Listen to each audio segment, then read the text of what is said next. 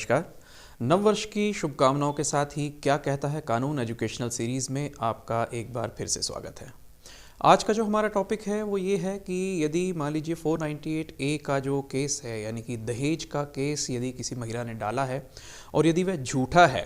498A में आपको फिर से बता दूं कि ये डील करता है डोमेस्टिक वायलेंस यानी घरेलू हिंसा, मानसिक हिंसा और शारीरिक हिंसा या फिर किसी दहेज प्रताड़ना के केसेस में। तो यदि मान लीजिए किसी महिला ने इस तरह का 498A का झूठा केस आप पर डाल दिया है तो आप क्या करेंगे। ये वीडियो खास मकसद से है ऐसे लोगों के लिए जिनके परिवार में किसी ऐसी महिला ने झूठा केस उन पर डाल दिया है और अब घर परिवार वालों को मुश्किल हो रही है या वो ये सोच रहे हैं कि अब करें क्या, इससे निपटें कैसे। तो आइए शुरू करते हैं। मैं आपको बता दूं कि इसमें डरने की, घबराने की बिल्कुल ज़रूरत नहीं है। ये वीडियो शुरू से आखिर तक देखें और आपको पता चल जाएगा कि 498A के झूठे केसेस, जहां पर महिला ने झूठी FIR आप लोगों के खिलाफ यानी कि ससुराल पक्ष पर, वर पक्ष पर यदि लिखवा दी है तो उसको किस तरह से डील करना है, उससे कैसे हैंडल करना है। तो पहले देख लेते हैं कि ज़रूरत क्यों है 498A के जो कानून बनाया है 498A CRPC, इसकी ज़रूरत क्या है।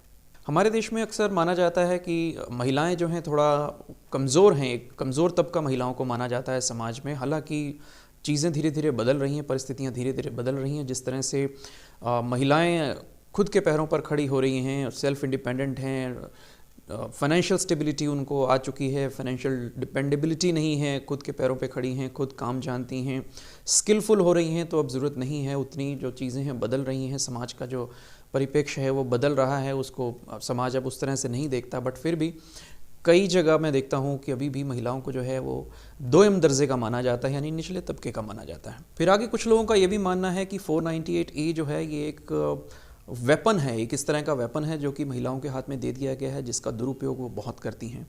तो मैं यहाँ पे यही कहूँगा कि चाहे वो वेपन है, उसका दुरुपयोग होने की पूरी संभावना है, लेकिन मनुष्य के कई ऐसे आविष्कार हैं या कई ऐसी सौगातें हैं समाज को जिससे दुरुपयोग हर चीज़ का हो सकता है। हर चीज़ का उपयोग और सदुपयोग वो आपके हाथ में है। जैसे आग है, आग से आप घर जलाइए या फिर खाना पकाइए, वो आपके हाथ में है। बंदूक है, वो आपने सेल्फ डिफेंस में उठानी है, गन सेल्फ डिफेंस में उठानी है, या किसी को मारने के लिए, कोई हत्या का प्रयास करने या हत्या करने के लिए उठानी है, वो आपके ऊपर है। तो हर चीज़ का मैं कहूँगा कि हर वेपन का एक उपयोग और उसका एक दुरुपयोग होता है। तो यहाँ पर उसका उपयोग या दुरुपयोग जो है वो व्यक्ति के विवेक पर निर्भर करता है। तो मैं महिलाओं से भी यही प्रार्थना करूंगा कि वह 498A जो कानून उनके हितों की रक्षा के लिए बनाया गया है वो उसका सदुपयोग करें।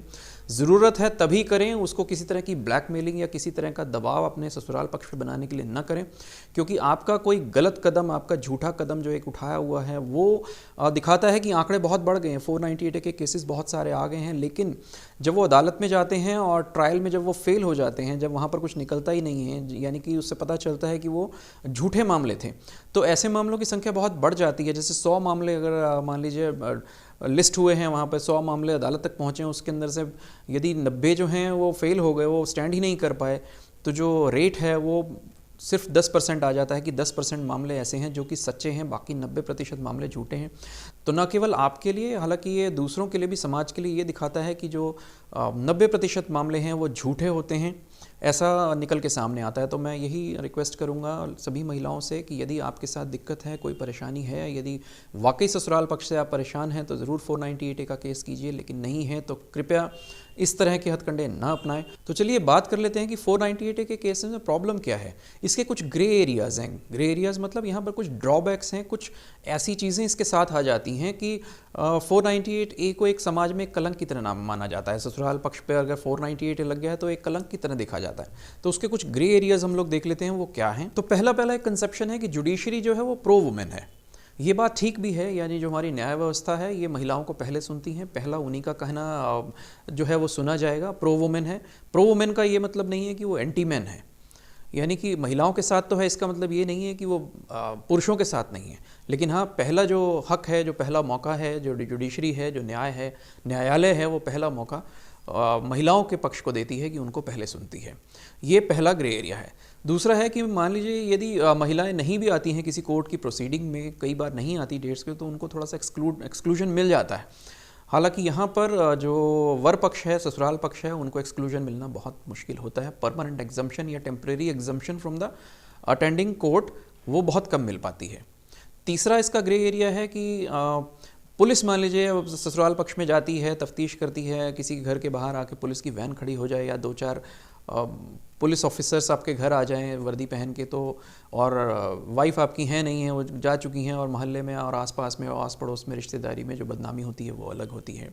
तो यहाँ पर एक सामाजिक, एक सोशल एम्बैरसमेंट का जो कॉन्सेप्ट है, जो एक सोशल एम्बैरसमेंट है, वो इसके साथ ज़रूर जुड़ा हुआ है। चौथा एक बहुत इंपॉर्टेंट ग्रे एरिया है, वो ये है कि ये नॉन बेलेबल और कॉग्निजेबल ऑफेंस है, यानी कि संज्ञेय अपराध है और इसमें जमानत नहीं मिलती है। तो मैं कहूँगा कि यहाँ पर यदि उसको बेलेबल कर दिया जाए, यानी कि बेल आसानी से मिल जाए, तो मैं कहूँगा कि फिर भी ससुराल पक्ष वालों के लिए या वर पक्ष वालों के लिए जो कि झूठे इस तरह के मुकदमे फंसाए हुए हैं, तो कुछ राहत की उनको थोड़ी सी उम्मीद रहेगी यहाँ पर। तो आइए अब हम अपने मुख्य मुद्दे पर आते हैं। जो मुख्य मुद्दा था वो ये था कि यदि किसी महिला ने ससुराल पक्ष के लिए झूठी कंप्लेंट कर दी है 498A दहेज प्रताड़ना या मानसिक प्रताड़ना या शारीरिक प्रताड़ना का, डोमेस्टिक वायलेंस का केस डाल दिया है 498A का, तो अब वो परिवार क्या करे, वो ससुराल पक्ष वाले लोग क्या करें, उसका पति क्या करे, या उसकी सास ससुर जो हैं या ननद भाभी किसका नाम लगा दिया उसने, मालूम नहीं वो किन किन का नाम उस FIR में लगाती है, अब वो सब लोग क्या करें। घबराने की ज़रूरत नहीं, मैं फिर कह रहा हूँ, यहाँ पर आपको जब आपको पता चल जाता है, जब आपको जब लगने लगता है कि कोई महिला जो है इस तरह का केस करने जा रही है, थोड़ा सा अंदेशा हो जाता है। तो यहाँ पर आप एविडेंस जुटाना शुरू करें, क्योंकि एविडेंस की ही वैल्यू है कोर्ट में, बिना एविडेंस के आप कुछ नहीं है। यहाँ पे जो बर्डन ऑफ प्रूफ है वो वर पक्ष पे यानी ससुराल पक्ष पे रहेगा। यदि महिला ने 498A यानी 498A का केस डाल दिया है, तो आप अपनी बेगुनाही के, अपनी इनोसेंस के प्रूफ जुटाने शुरू करें। जहाँ पर ये कुछ पता चल जाए, ऐसी कुछ कॉल रिकॉर्ड्स होंगी, कुछ टेलीफोन रिकॉर्ड करने शुरू करें, कुछ ऐसे डॉक्यूमेंट्री एविडेंस जुटाने शुरू करें, कुछ बैंक डिटेल्स हैं जहाँ पे पता चले, आप कहते हैं जी वो खर्चा बहुत करती थी, या कुछ ऐसी बात कि देखिए हमने इतना पैसा उसके ऊपर हर महीने लगाया, या उसके खर्चे इतने ज़्यादा थे, या हमने हर डिमांड उसकी पूरी की, या कुछ ऐसे प्रूफ निकल आए कि आपने कुछ डॉवरी या कोई किसी तरह का रुपया पैसा ससुराल पक्ष से नहीं मांगा, ऐसी कुछ कॉल डिटेल्स मिल जाएँ, कुछ कॉल रिकॉर्डिंग्स मिल जाएँ, कुछ अपनी ऐसी फ़ोटोज़ आपकी मिल जाएं जिसके अंदर वो बहुत खुश है, कुछ हैप्पी मोमेंट्स की, कुछ परिवार के साथ बैठी हुई कुछ फ़ोटोज़, कुछ वीडियोज़ जिसके अंदर वो बहुत खुश है और अपनी लाइफ को पूरा एंजॉय कर रही है। लेकिन कुछ किसी तरह की कोई मनमुटाव आ गया या किसी प्रकार का कुछ ऐसा उसके दिमाग में आ गया उस महिला के, तो उसने 498A को जो है एक हथकंडे की तरह इस्तेमाल किया है, किसी तरह से ये प्रूव हो सके। इसके बाद है कि आप एंटीसिपेटरी बेल के लिए अप्लाई कर सकते हैं। यदि आपको लगता है आपके घर की जो महिला है वो 498A के मुकदमे के लिए जा रही हैं आपके खिलाफ, तो आप पहले से एंटीसिपेटरी बेल यानी कि अग्रिम जमानत के लिए आप कोर्ट में अप्लाई कर सकती हैं कि हमें डर है कि जो हमारे यहाँ पे जो हमारी वधू है या जो हमारे यहाँ की जो बहू है ये इस तरह से कुछ कदम लेने जा रही है और हमें डर है कि हमें अरेस्ट किया जा सकता है, तो उसके लिए आप एंटीसिपेटरी बेल पहले से ले लें। इसके बाद एक और पॉइंट है कि आप उसके खिलाफ यदि झूठी मुकदमा वो आपके ऊपर लेने जा रही है तो आप एक FIR पुलिस स्टेशन में करा दें। हालांकि पुलिस ऐसी FIR को बहुत एनकरेज नहीं करती है, फिर भी यदि आपके पास साक्ष्य हैं, यदि आपके पास प्रमाण हैं, गवाह हैं, यदि आपके पास कुछ एविडेंसेस हैं, तो आप वो लेकर पुलिस स्टेशन जाएं। तो पुलिस स्टेशन में जाकर उन साक्ष्यों को दिखाने के बाद, उन गवाहों को दिखाने के बाद पुलिस हो सकता है कि आपका केस रजिस्टर कर ले। बहुत उम्मीद है बहू के खिलाफ ही यानी कि उस महिला के खिलाफ ही केस रजिस्टर हो जाए झूठी शिकायत करने का। फिर एक और रेमेडी है यहाँ पर, सेक्शन 482 CRPC। आप सीधे हाई कोर्ट जा सकते हैं, वहाँ पर जाके FIR क्वैश करा सकते हैं। अपने पूरे एविडेंसेस के साथ जाइए, अपने साक्ष्यों के साथ जाइए, जितने भी आपके विटनेसेस हैं, गवाह हैं, या आपके पास जो भी डॉक्यूमेंट्री या किसी तरह का इलेक्ट्रॉनिक आपके पास यदि कोई एविडेंस है उसके साथ जाएं और हाई कोर्ट में जाके आप सेक्शन 482 CRPC के तहत वहाँ से FIR क्वैश करा सकते हैं। यानी कि उस FIR को जो महिला ने कराई है सेक्शन 498A की, उसको रद्द करवा सकते हैं। अगर हाई कोर्ट को लगता है कि आपके पास पूरा साक्ष्य है या उसका मुकदमा नहीं बन रहा है या आप लोग निर्दोष साबित हो रहे हैं पहली ही हियरिंग में, तो हाई कोर्ट जो है अंडर सेक्शन 482 CRPC आपकी FIR जो उसने करवाई है उसको क्वैश कर सकता है, यानी कि रद्द कर सकता है।